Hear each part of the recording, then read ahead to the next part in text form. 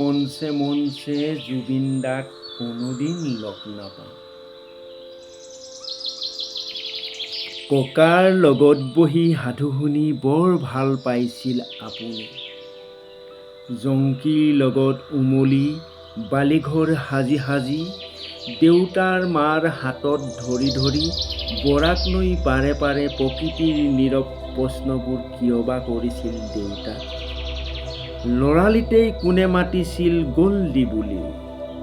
নাৰ্চাৰীত পঢ়োঁতে নাটক কৰি তাবলা বজাই অভিনয় কৰি বৰ ভাল পাইছিল নহয় আপুনি। সমনীয়াৰ লগত ফুটবল খেলি বুট জোতা জাৰ্চি পিন্ধি কিয় জয়ধ্বনি দিছিল।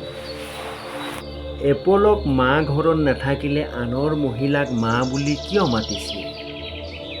দেউতা ঘৰত নাথাকিলে কিয় বাথৰুমৰ ভিতৰত গান গাইছিল আপুনি। আপোনাৰ চুলিৰ ষ্টাইলত কিয় মাৰে চকু দিছিল। সাজপাৰ কোঠাৰবোৰ ধুনীয়াকৈ সজাইছিল নহয় আপুনি। বৰ ভাল পাইছিল আপুনি আনন্দ কৰি।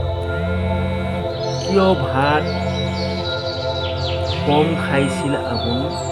মায়ে ইলিচ মাছে ভাত দিলে দুগৰা ভাতহে। মাৰ লগত বহি ৰামায়ণ মহাভাৰতৰ কাহিনী কিয় চাইছিল টিভিত। টাৰ্জন বেছিকৈ চাইছিল নহয়। কিয় হিন্দী কথাছবি চাইছিল। অমিতাভ বচ্চনক কিয় ভাল পাইছিল আপুনি।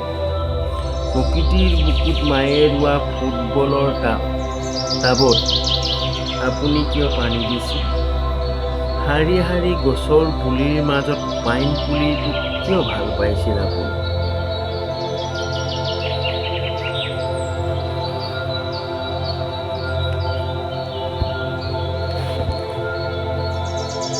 আজু ককাৰ অসমীয়া অভিধানৰ সেই শব্দমালাৰেই আপুনি প্ৰজ্ঞা সাধনাৰেই মন জয় কৰিছিল নহয়। অকণো মনত আপোনাৰ ভয়ভাৱ নাছিলনে। বকুল ফুলৰ গুণ লৈ কিয় ভাল পাইছিল আপুনি। আহিনৰ কহুৱাৰ কোমল বুকুত কিয় বিলীন হৈছিল আপুনি। কিয় হাৰ্মিং গাবলৈ শিকিছিল আপুনি। জুবিনদাৰ আপুনি কিয় শব্দমালাৰে কবিতাবোৰ লিখিছিল। হয়তো আপুনি চিনি পাইছিল জীৱন গাথা। আপোনাৰতো সকলোবোৰেই আনন্দৰে আপোনাৰ জয় হৈছিল।